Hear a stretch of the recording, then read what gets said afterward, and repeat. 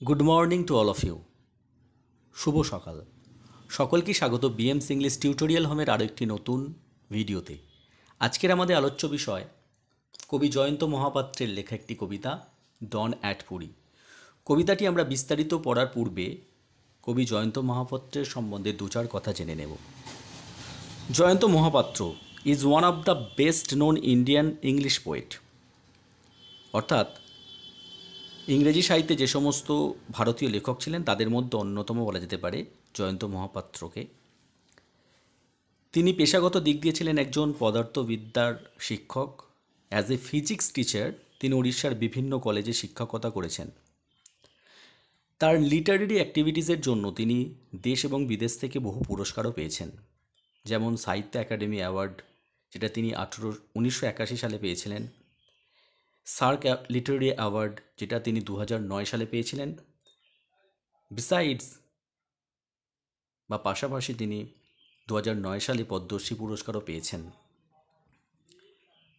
আজকের যে আমাদের কবিতা অর্থাৎ ডন অ্যাট পুরী, যে কবিতায় কবি উপস্থাপন করেছেন the picture of the Puri sea beach at dawn, অর্থাৎ ভোরবেলা পুরীর সমুদ্র সৈকতের বর্ণনা তিনি দিয়েছেন।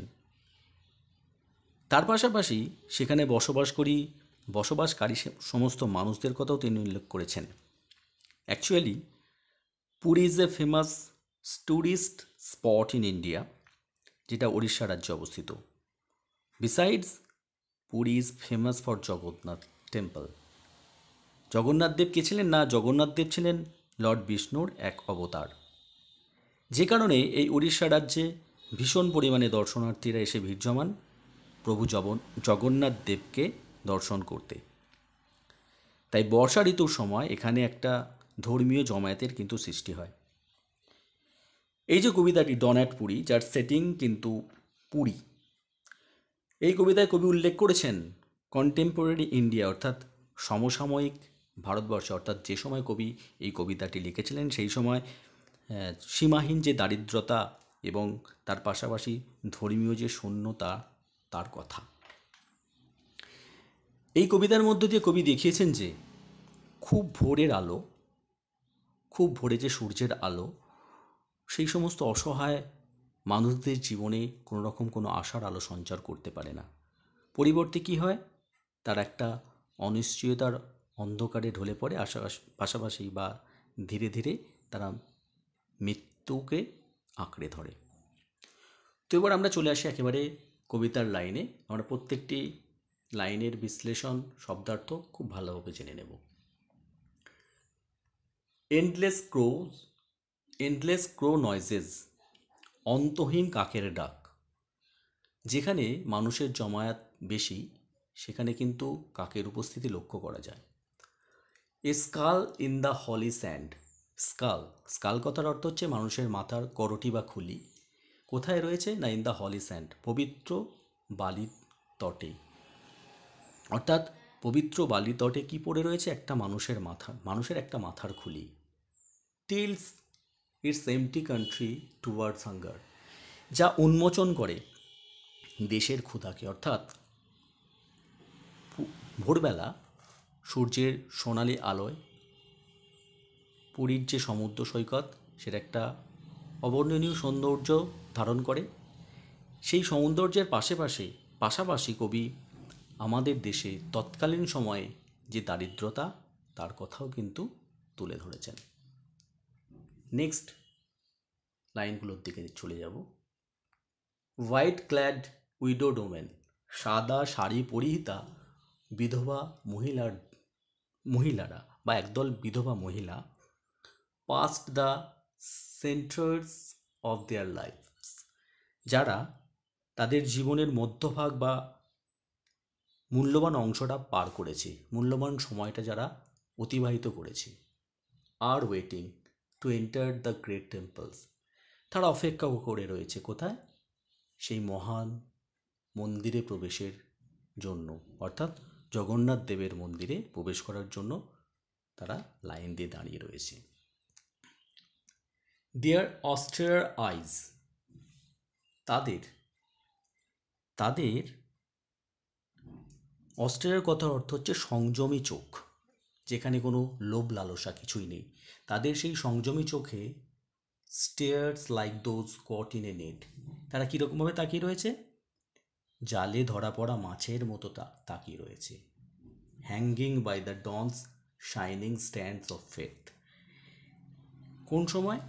সেই জাল ভোরের বালিতটে ঝোলানো আছে, অর্থাৎ সমুদ্রে গেলে, সমুদ্রের পাশে গেলে, পুরীতে কিন্তু সমুদ্র সৈকতে এই দৃশ্যটা কিন্তু অস্বাভাবিক কিছু নয়, যেখানে ভোরবেলা মাঝিরা জাল তোলে এবং জাল তার ওখানে মাছ সেখানে ছাড়ার পরে জালগুলো বিছিয়ে দেয় বা ঝুলিয়ে রাখেন। তো সেই জালে আটকা পড়া মাছের মতো মাছের মতো বা জালে জড়িয়ে পড়া মাছগুলোর মতো সেই অসহায় সংযমী চোখগুলি তাকিয়ে রয়েছে। নেক্সট লাইনগুলোর দিকে চলে যাব।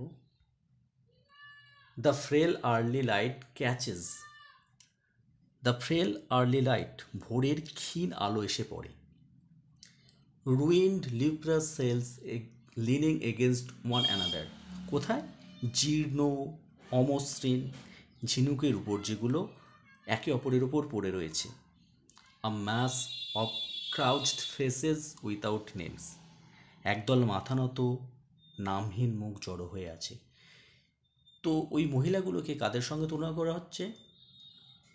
জীর্ণ অমসৃণ যে সমস্ত ঝিনুক একে অপরের উপর গাদা দিয়ে পড়ে থাকার মতোই কিছু নামহীন মুখ পাশাপাশি রয়েছে, ওই অসহায় বিধবা মহিলাগুলিকে আর কি ঝিনুকের সঙ্গে তুলনা করা হচ্ছে। কীরকম? জীর্ণ অমসৃণ যে সমস্ত ঝিনুকগুলো, সেগুলোর সঙ্গে। And suddenly breaks out of my height, হঠাৎ আমার অগোচর থেকে বেরিয়ে আসে। কবি বলছেন হঠাৎ আমার অগোচর থেকে বেরিয়ে আসে। Into the smoky bless of a sullen solitary fire, একটি গম্ভীর চিতার ধোঁয়াযুক্ত শিখা। এখানে পিয়ার কথার অর্থ হচ্ছে চিতা, আর sullen solitary, smoke blaze of a sullen solitary, এটা গম্ভীর চিতার ধোঁয়াযুক্ত একটা শিখা। That fills my ageing mother, যা আমাকে মনে করিয়ে দেয় আমার বৃদ্ধা মায়ের স্মৃতি, অর্থাৎ কবির বয়স্ক মায়ের কথা তার মনে পড়ে তাদের দেখে।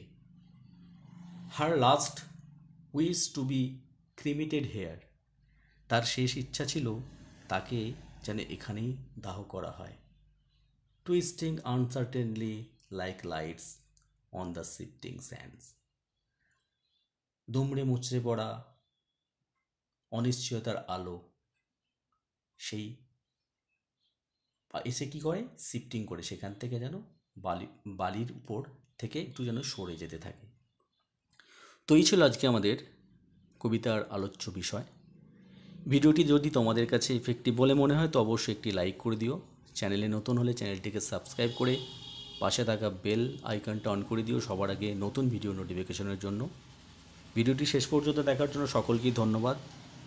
দেখা হচ্ছে অন্য কোনো ভিডিওতে। সকলেই ভালো থেকো, সুস্থ থেকো।